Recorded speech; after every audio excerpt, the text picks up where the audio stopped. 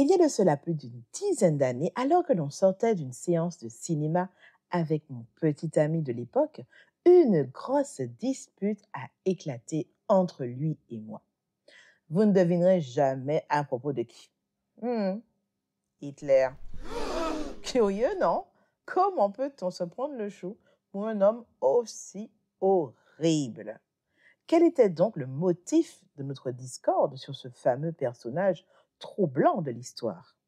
Je ne me souviens pas vraiment de l'origine de ce débat, mais la question était de savoir si tout le monde était défendable et même si tout le monde méritait une rédemption. Pour mon ami, il était clair qu'Hitler avait le droit d'être défendu et même pardonné malgré les horreurs qu'il avait faites. Alors clairement, pour moi, c'était inconcevable, inimaginable. Cet homme, il méritait simplement d'être exécuté et ça sans aucun procès. Et mon ami, là dans la voiture, qui sortait ses arguments pour défendre cet homme, c'en était trop pour moi. Mais avec quel homme je m'apprêtais à passer ma vie?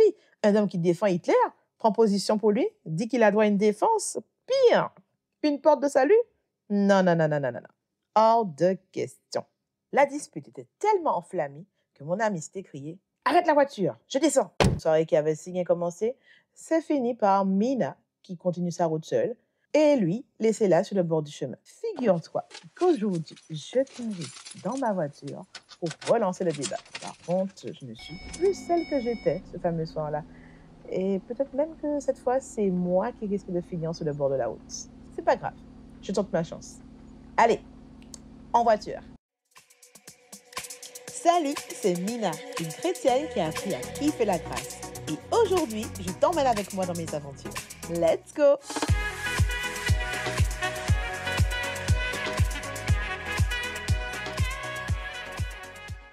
À moins d'avoir été coincé dans le monde quantique comme Ant-Man, ok, hashtag un peu fan de Marvel, tu as certainement entendu parler de ce fameux hashtag Balance ton porc, qui a fait couler de l'encre et des larmes.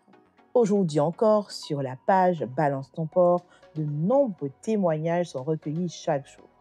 Le but premier de ce mouvement est louable et nécessaire car cela permet de donner de la force à ceux qui n'avaient pas le courage et de se sentir moins seuls dans leur souffrance et plus important encore, de protéger d'autres pour qu'elles ne puissent pas subir les mêmes horreurs. Ok, tout ça, c'est bien. Alors je vous vois venir. Vous allez me dire, oui Mina, je te connais déjà et on sent que tu veux nous la faire à l'envers. Moi? Jamais! Mais la Bible peut-être. Tu sais qu'elle est toujours à contre-courant dans notre manière de penser. Alors oui, dénoncer, c'est nécessaire, c'est vital. Dans beaucoup de cas, il faut le faire, surtout quand il s'agit de la vie des gens et que leur vie est menacée. Et Jésus, par son Saint-Esprit, est le premier qui va dénoncer le péché, comme il a dit dans Jean 16, verset 8. Et quand il sera venu, il convaincra le monde en ce qui concerne le péché, la justice et le jugement. Le mot grec utilisé ici pour le mot convaincre est elenkro, qui a pour sens premier condamné, réfuté, généralement avec une suggestion de honte pour la personne accusée, amené avec conviction à la lumière, exposé. Tu vois, exposé, balancé quoi. Donc clairement, même le Saint-Esprit, il aurait carrément pu avoir sa page hashtag je balance leur péché. Ok, avant de pester contre moi parce que je parle de Saint-Esprit comme ça, prends le temps d'écouter et reste concentré. Je reviendrai sur le Saint-Esprit dans un moment. Faisons un petit voyage en arrière et incrustons-nous dans cette scène bien connue de l'épisode de la femme adultère que tu retrouves dans le livre de Jean au chapitre 6 des versets 1 à 11. Nous avons là Jésus qui vient certainement de passer sa nuit en prière sur la montagne des Oliviers et qui après au matin descend au temple. Il s'assied tranquillement et se met à enseigner. Ne voilà-t-il pas qu'un commando de religieux débarque et lui amène une femme? Elle aurait été surprise en flagrant délit d'adultère. Alors là, je ne suis pas juriste, mais quand même, il me semble qu'il y a un petit souci, voire même un gros vice de procédure, parce que toutes les étapes ne sont pas bien respectées. Nous sommes bien en présence de scribes, donc des gardiens de la Torah qui la connaissent jusqu'au bout des ongles, en présence de pharisiens qui, eux, sont capables de disséquer un texte pour en tirer toute la substance. Alors, tu penses bien que moi, apprentie théologienne, si moi je l'ai vu dans le Deutéronome et même dans le Lévitique, je suis sûre qu'ils l'ont vu et qu'ils la connaissent très bien, cette petite phrase qui indique la procédure à suivre. Si l'on trouve un homme couché avec une femme mariée, ils mourront tous deux. L'homme qui a couché avec la femme et la femme aussi. Et il y en a d'autres textes encore comme ça qui pourraient correspondre même si on n'est pas marié. Bon, à vrai dire, nos fameux scribes et pharisiens ne sont pas motivés par l'envie de régler cette histoire d'adultère pour purifier la communauté du péché. Voilà pourquoi certainement l'homme est absent dans cette histoire. Et ils ne sont même pas vraiment intéressés par cette femme. Elle n'est qu'un prétexte. Ce qui les intéresse vraiment, c'est de piéger Jésus. Et si tu connais l'histoire, Jésus va s'en sortir comme le boss qu'il est. Moi, par contre, cette femme, elle m'intéresse. J'ai envie de m'attarder sur elle. Ok, on est d'accord, elle a péché. Il faut arrêter de vouloir prendre des gants. Elle est adultère, point.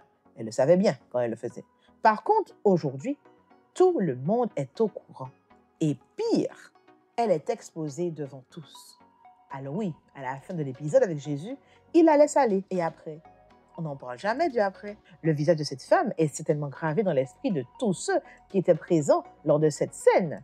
Et son front est maintenant estampillé femme adultère. Même les enfants sont au courant qu'elle est la femme qui a fait quelque chose de mal.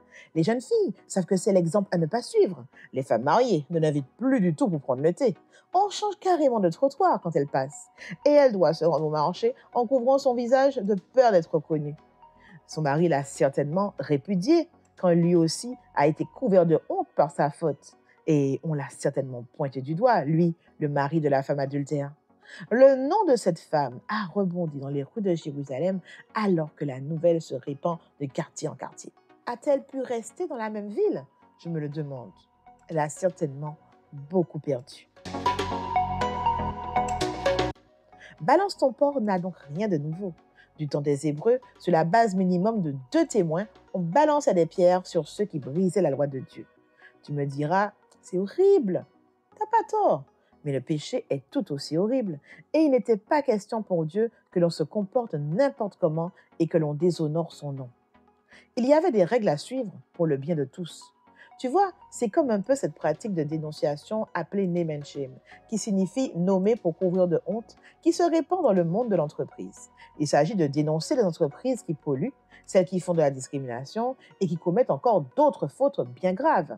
Mais l'idée de ce name and shame est de pousser au changement de comportement pour se mettre en règle. Ça, pour moi, c'est OK. Mais aujourd'hui, on voit se développer de plus en plus le côté shaming. Dénoncer juste pour dénoncer. Dénoncer pour humilier. Dénoncer pour calomnier. Sans aucun autre objectif que l'autre souffre et que sa tête soit coupée au pilori. Et l'Église n'est pas en reste. Oui, c'est vrai, il y a des abus dans l'Église et il est clair qu'il ne faut pas les passer sous silence. Mais il y a encore trop de pierres lancées derrière ces murs. Je me souviendrai toujours, étant encore une enfant et assistant sans y prendre part aux réunions administratives de mon Église, de voir étaler les péchés des membres d'Église qui avaient été dénoncés par un autre membre de la communauté. Ben oui, t'imagines bien que c'est pas la personne qui allait se livrer dans la fosse aux jugeants. Il s'agissait dans ces réunions d'extirper le péché de la communauté et d'appliquer des sanctions disciplinaires pour vraiment montrer que nous sommes en désaccord avec ce qui a été fait par ce membre. Il fallait balancer la pierre. Jésus, lui, a dit à la femme adultère, « Va et ne pêche plus. » Moi, ce que j'observais, c'était plutôt « Pars et ne reviens plus. » J'ai vu des familles, blessées d'avoir vu le péché d'un de leurs membres être exposé, s'en aller sans jamais revenir. J'ai vu des personnes que l'on avait sanctionnées pour quelques mois disparaître pour toujours.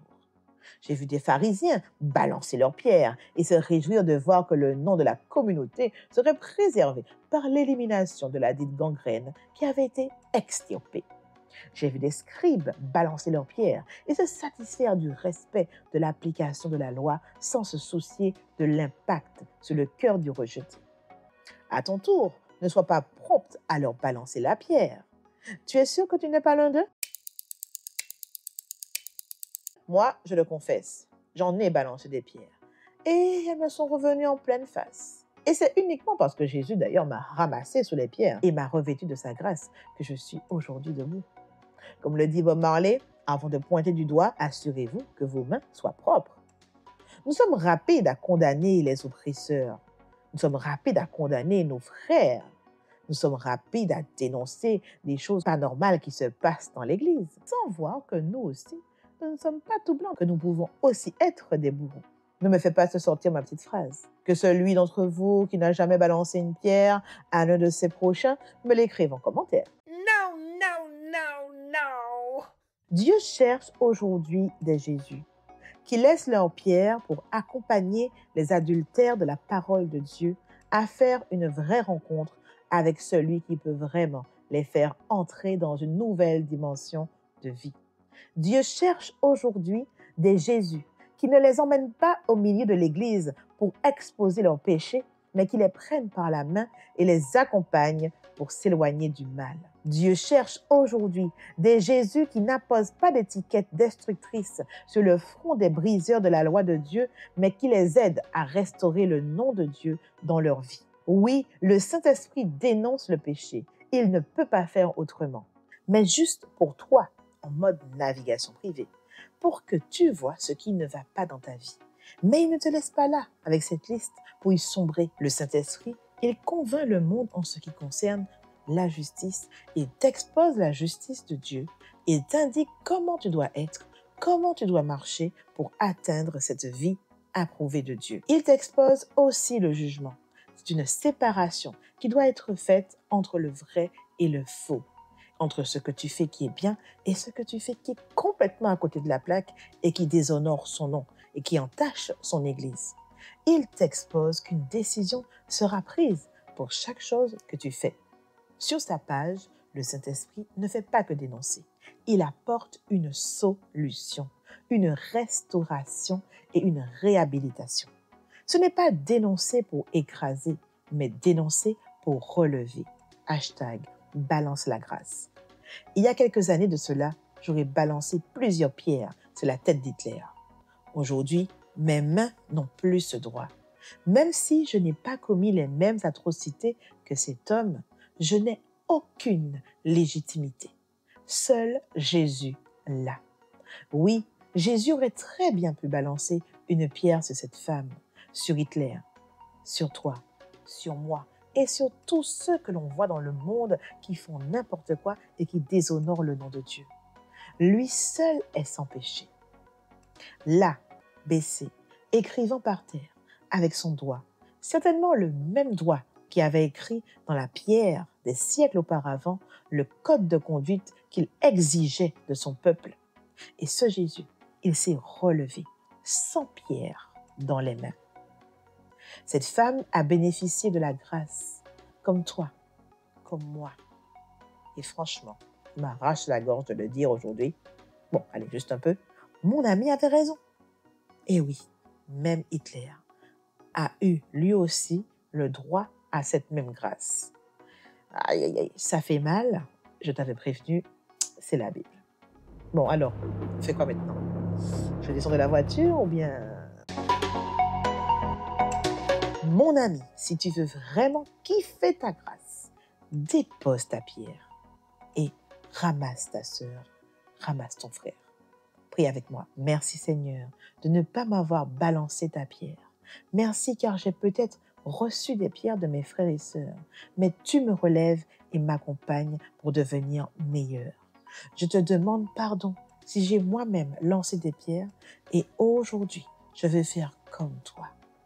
Fais de moi celui qui aide les autres à marcher dans la justice sans forcément exposer au monde leurs fautes. Merci Jésus pour ton exemple. C'était Mina pour te servir et on se retrouve très vite pour un prochain épisode de Qui fait ta grâce.